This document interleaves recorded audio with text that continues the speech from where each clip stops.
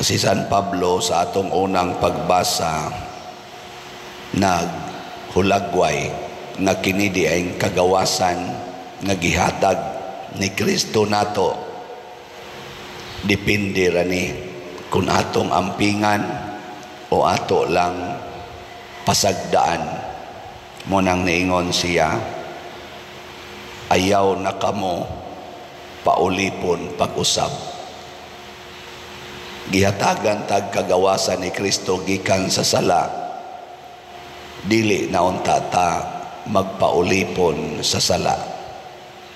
Lingiyay mong tupad, inawa na ka na ulipon ron. Mangutan na ba? Wagid nilingi ang uban. Kanang wa makalingi, ulipon na. Gigapos sa sala. Ug asa man ang sala magsugod, ari gina sa sulod. Una-una, kasing-kasing. Una nga, kung magsikitag pakasala, mahimot ang ulipon, mahimot ang tigpakaaron ingnon. Unsa man ang tigpakaaron ingnon, kanang may kay siya, maningkamot siya, nga ang naas gawas niya, iyang naong, iyang gisulob, iyang balay, iyang sinultihan, iyang mga actions, iyag yung paningkamutan na nindot. Sige na siyang panindot, siyang naong, sa iyang gisulob, sa iyang pinuyanan, sa iyang sakyanan, sa iyang mga degrees, sa iyang mga positions and authorities, iya ginang panindoton og maayo, kay mao man na iyang itabon sa tua sa sulod nga bati. Niya sunod sa may mahitabo, dili siya consistent sa iyang kinabuhi. Unsa may dili consistent, ang iyang gisulti dili pariha sa iyang gibuhat. Pariha na bang magsigig simba, unya ang gibuhat siging panglibak? No, mahibong ang mga tao ba? Sige man tanay siyag simba, pero ang batasan di man makaog iro. Lingiyay mong tupad ang nadili ka pariha na sigig simba, sige lang yapog pangasaba sa mga anak. Hapit na lang patyo ng anak o kasaba, pero sigig simba. Sigig misa, napagaw na lagminisa. Unya, mga saba lang yapon sa anak. Ang masag dili ka makapangasaba nga matuog man sad. So una usahay bisag unsa pay atong irason, basta masuko na gani ka kung naa kay di mauyunan kana ang imong kasing-kasing, ang atong kasing-kasing hugaw na ulipon sa sala. Muna si Santa Teresa sa Avila, ang iyang gipaningkamutan nga mausab ang ilawom. Nagpartner po ni sila ni Saint John of the Cross o sasad ka Carmelite friar. Mao na ilang gipaningkamutan.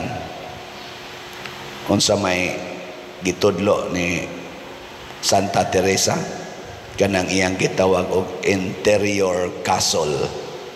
Nya sa interior castle na ako noy 7 mansions. Kaning 7 mansions mao ni ang levels of perfections, kanabang mga ang sa atong kabalaan. Magsugod ka sa first mansion, dili pa kay kabalaan.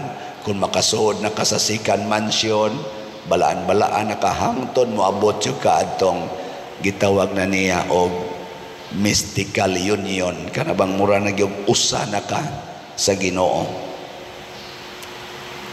Muna Basa-basahaw niya na ninyo na araman na sa Google, i-search ang 7 mansions. Si St. John of the Cross, nasa siya kaugalingong version ani. Labi na ginang iyang journey of faith na kinahanglan tang moagi sa gitawag og dark night of the soul. Sa manang dark night of the soul, kana bang mubati ta nga wa na gyoy kahayag, wa nay paglaom ang atong kinabuhi, pero mupadayon tag sunod sa Ginoo. Mao na siya gitawag og pagsaka sa atong pagtuos Ginoo.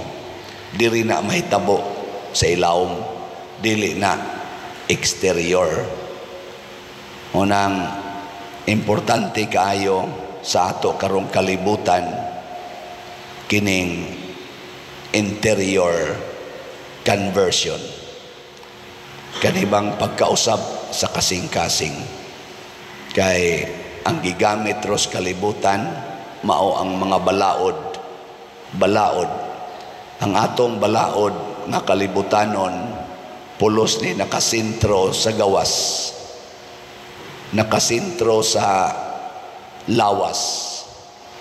Ang balaod sa Ginoo nakasintro sa kalag. Nya kun ato na ganing limpyuhan ang kalag, matod pa ni Kristo, limpyuhi ang sulod sa inyong mga tasa ug malimpyo sa nang gawas. Ang paglimpyo sugdon gyud sa sulod, dili sa gawas.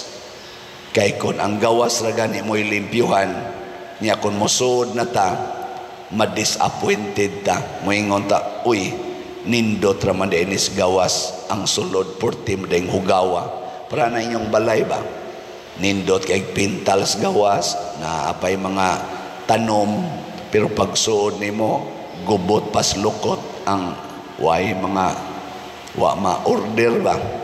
Unsa may mong bation, igawas nimo sa balay, maglingo-lingo ka, way ayo. Parehas na sa mga babae ug laki, gwapo kay tan-awon, limpyo kay tan-awon, choy-choy kay tan-awon, sexy kay tan-awon, nga maglakaw-lakaw sa daan, pero igadto nimo sa ila, di gay ka maong manglaba, di gay ka maong mamilo, murag bayis milo ang ilang balay, daghan kay gipang labay-labay, hugaw kaayo. Makaingon ka nganong limpyo man ni siya iniglakaw, inigso di mo purti man yung bahua ning ilang balay, purti mang, di ba kanang balay nga limpyo, inigso di mo ang baho mo, sugat ni mo nindot hanggapon. Pero kana ganing balay nga hugaw, igsod ni mo ang baho, sugat ni mo aslom kayo, masudipan ka usahay. Ana giling ay mong tupad na kumusta inyong balay, dili aslom dili aslom anon aminahon, wow na may lang kas gawas. Ug ato ning i-relate sa atong sitwasyon nga katilingbanon, kumusta man ang atong simbahan, kaming mga pare, mga obispo, laho sa Santo Papa, sa inyong tan-aw, unsa may amo rong kinabuhi, panggawas o pangsulod? Kamo na apit naman sa mong mga matay, naka-observe man gyud mo sa kaning atong mga daghan na mamong nakitaan, mga pari, mga obispo, sa may tan-aw ninyo namo, limpyo migsulod o nang limpyo lamigawas? Hadlok mamumutingog.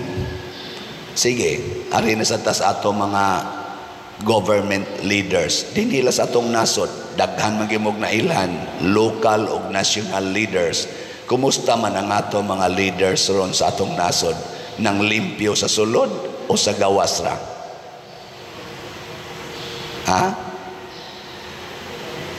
Muna karon kay eleksyon naman sad, maningkamot ta, piliho nato kana mga leaders nga kamaong manglimpyo sa sulod nila, dili lang sa gawas.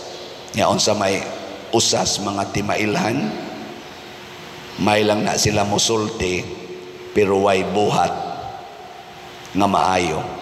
Mauna sila'y mga hugaw o sulod, limpyo lag sinultihan, limpyo lag sinuluban, limpyo lang mahalon kay ng ilang mga balay, sakyanan o mga gamit. May kay na silang mugamit og balaod kay mga bright kay na sila, pero ang ilang binuhatan bugo, way nahitabo nga maayo. Ana nga ikaduha, inconsistent na sila. Unsa man ang inconsistent, dili magpariha ang ilang sinultihan. Kaniadto mudayeg na sila, karon ang ilang gidayeg kaniadto ilang nasang sawayon. Ana ba? Kakita gani mo mga taong ingon ana na kaniadto kusog kay mudayeg aning maong mga tao, nya karon mo saway na, kusog na kay mo saway, ayaw ginagbutari kay tigpakaron ingno na. Ikatulo, dili na sila mag-mind unsay problema sa mga tao. Ang ilang i-mind, ang ilang hunahunaon kanunay ang ilang personal na kaayuhan. Kaning tulo para nako mao ni atong basihan sa pagpili.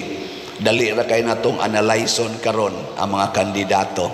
Maminaw lang ta sa social media, naa na diha sa YouTube, naa sa Facebook, daghan na kay mga comments, tinuod naa dihay mga trolls, naa dihay kuan, pero sa sige natong paminaw og sa atong personal nga pag-verify, kay di man sana matago sila kay mga public servants man na, makakita dayon ta og atong desisyon. Pilion nato ng consistent. Kana bang sukad sa pagsugod nila sa politika ang ilang baruganan, pirmigyong para sa katawhan, sa Tagalog para sa bayan. Di maghuna-huna sa ilang. Ikaduha, wa na sila magpanindot sa ilang mga sakyanan, sa ilang mga isulob, sa ilang mga naong, wa na sila magpanindot, pero ilang panindoton ang ilang gialagaran nga katilingban. Pilion na nato mga tawhana. In short, kana bang dunay gibuhat alang sa kaayuhan sa atong nasod o sa katilingban. Sa iyon ra gyapon kay nang i-check, naara na sa Google, naara na sa Facebook o sa YouTube. Negative, positive, trolls, truth, ato na diyang musa tana. Nga labaw sa tanan, pilion na natong mahigugmaon nga leader. Dili mahigugmaon sa iya lang mga partido, mahigugmaon sa tanan. Kanabang dili palaaway. Ganahan ba mo nga atong leader palaaway? Muna kanang sigig pangaway, labi na gid sila ra say unay-unay away, kaniadto amigo sila, karon awayo na sad niya. Kanang klasihas mga tao, di na nato pilion. Sayang ang atong ihatag nga pagsalig ana niya. Way siguro unayo na sa tag-away. No? Na may daghan, makita man na nato. Niya ang problema ron sa atong nasod na grabe kaayo, gauna gining drugas. Kamo hastang ato mga barangay kapitan o mga local leaders, kay bao na mo nisugod na sa baha ang drugas. Gani nanatay mga kailang nangamatay, sugod na sang pinatyanay related sa drugas. Kinsa may musumpo niini, kinsa may dunay agi nga nakasumpo ani atong tabangan. Sunod kining korupsyon. Grabe ron ang korupsyon. Daghang questionable funds na ngawagtang sa atong panudlanan, why nagpakabana. Why nagpakabana? Naidaghang mga revelations in public nga nawa ni tagpila ka billions of pesos. Why nagpakabana? Luoy. Ikatulo, kining terorista, kining tawag na to mga underground movements. Namingaw-mingaw naman pero sugod na sad ni. Og ang sunod, unemployment. Daghan, para sa ako lang na tanaw-tanaw ba, isip pare, isip nag-alagad sa katilingban, grabe karon ang unemployment. Daghan kay mo anhin nato din sa kalisod nato din sa parokya, daghan kay moduol nato kay wa nagihapit bugas. Gutom, grabe ang kagutom kay nangataktak sa trabaho. Daghan kay dinhing moduol kay magpatabang og pagastos ilang mga anak sa eskwelahan kay di na sila kagasto kay nangataktak sa trabaho. Unemployment. Kinsa mang mga politikuha makasulbad ani dili lang sa yaw-yaw, tan-aw natong ilang agi, do na ba sila'y gibuhat kanay atong paningkamutan pagbutar. Kay ngano man basig makatabang pero di gini mahimong tanan. Kay ang dako sang problema nato karon nga para nako isip pare kanigyong religiosity. Ang kalibutan karon bisan din sa atong nasod superficial na, mediocre na kaayo ang atong relasyon sa Ginoo. So mupili sa tag mga tao nga kanabang kamaong mo promote og pagampo, dili lang Katoliko nga paagis pagampo, tanang pagampo, tanang mga religious activity sa nasod or mga sikta ila untang suportahan, dili nila daog-daogon, dili nila ibaliwala. Kay importante kayo ang atong spiritual life nga ma-develop. Kay pulos na lang ta balaod matod pa ni San Pablo, mawa na ning pagtuo porti nagyong lisura. Muna si Kristo diri sa atong ebanghelyo nipakita siya nga gisupak niyang balaod tungod iyang ipa-emphasize nga ang pagtuo yun. Gilingay mong tupad. Na sige pa mo grosaryo sa inyo. Na sige mo grosaryo. So nindota ka kada barangay magrosaryo yun once a day. Barangay ba? Mga barangay hall na to ba? Municipal hall, magrosaryo or magampo, unsa ilang pagampo. Nga to mga provincial offices, magampo yun. Ang national offices, magampo mo ilangan na ay Ginoo. Pagkadakong grasya untang mahitabo sa atong Pilipinas. Kaya ang mahadlokon sa Ginoo nga tao, maayo gina siya nga lumulupyo. A prayerful citizen is also a good citizen. Pero kung ang tao gani wanay pagampo, mahimo gina siyang yawanon nga tao. Kaya ang pagampo mo'y atong dipinsa sa gahom sa yawa, sa gahom sa sala. Din agani magampo, patay.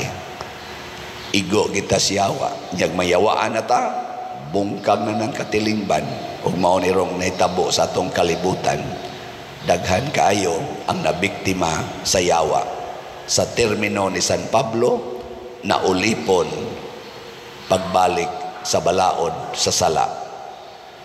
Muning doon natay tubag sa salmo nga nag-ingon, padangata kanako ang imong mahigugmaong kaluoy Ginoo. Mausad niya nga torong iampo nga ang kaluoy sa Ginoo ug ang iyang gugma musud untag balik sa atong kasing-kasing aron maghigugmaay ta, magkaluy-anay ta, dili inawayay, magsinawayay, labaw pagyustanan, magpinatyanay, gugma, kaluoy, o pagtinabangay ang ato rong kikinahanglan, dili ng pagsigig, pasikat anang ilang mga away-away diha, dagko ra ba kay taggasto anang ilang away-away, unya, wa lang yapoy maayong resulta. Iampo nato ngatong mga leaders, kita sad musunod sa ta ni Cynthia ani Santa Teresa sa Avila o ni St. John of the Cross, reforming our interior life. Manindog ta.